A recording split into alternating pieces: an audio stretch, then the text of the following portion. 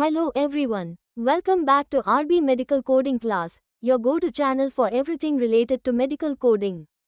If you're preparing for an HCC coding interview, then you're in the right place. In today's video, we'll go through some important HCC coding interview questions that can help you crack your next interview with confidence. Let's start. Advanced and scenario-based HCC coding questions. Question 1. A provider documents chronic kidney disease stage 3 and diabetes mellitus type 2. What should you check before coding? Answer. You need to verify if the provider has documented a causal relationship between diabetes and CKD. If it's stated example CKD due to diabetes or diabetic nephropathy, you can use E11.22 type 2 diabetes with CKD, N18.3 CKD stage 3. If there's no documented link, code them separately, E11.9 for diabetes and N18.3 for CKD. Question 2.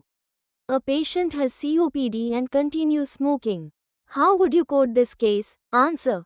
J44.9 COPD, unspecified, F17.218 nicotine dependence, cigarettes, with other nicotine-induced disorders. If the provider states exposure to tobacco smoke instead, use Z77.22. Question 3. What would you do if a provider documents DM2, HTN, CHF, stable, but does not mention meet criteria? Answer. I would query the provider for additional details. If the documentation does not show monitoring, evaluation, assessment, or treatment meet, the diagnosis cannot be coded for HCC purposes. Question 4. A patient is diagnosed with morbid obesity and hypertension. What additional details should you check for proper coding? Answer. BMI measurement. If BMI is greater than or equal to 40, it qualifies as morbid obesity. Whether the provider has documented an associated condition like obesity hypoventilation syndrome, use appropriate codes. E66.01 morbid obesity due to excess calories, Z68.4X, BMI category, e.g., Z68.41 for BMI 40.0 to 44.9. I-10 essential hypertension, complex compliance and audit questions. Question 5. What steps would you take if an HCC coding audit found that a provider was coding undocumented conditions? Answer. Conduct an internal review of documentation. Educate the provider about meet criteria. If errors are frequent, implement pre-bill audits. Work with compliance teams to correct claims if necessary. Question 6. A patient with CHF, I50.9, is admitted for acute exacerbation. How do you ensure accurate HCC coding? Answer. CHF has multiple ICD-10 codes based on type and acuity. Check if it's documented as acute, I50.21 acute systolic CHF, I50.31 acute diastolic CHF, chronic, I50.22 chronic systolic CHF, I50.32 chronic diastolic CHF, acute on chronic, I50.23, I50.33. Only assign I50.9 if the provider does not specify the type.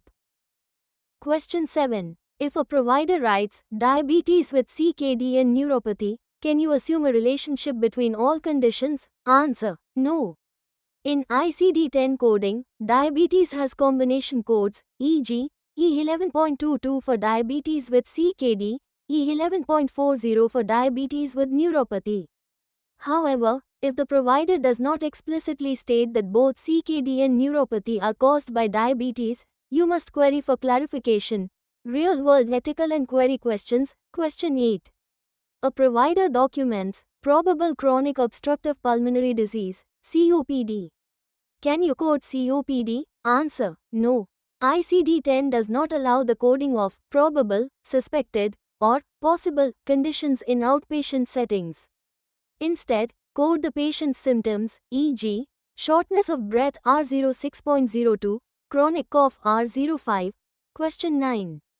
How do you handle discrepancies in documentation between a physician and a specialist? Answer. Compare both records and query the provider if discrepancies exist.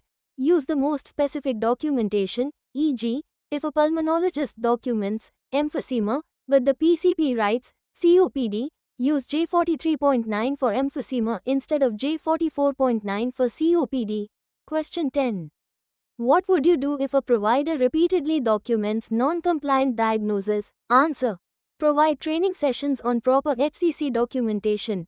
Use case studies to show financial and compliance risks. If errors persist, involve the compliance department. These were some of the important HCC coding interview questions that can help you prepare effectively. Remember, accuracy and understanding risk adjustment are key to success in HCC coding.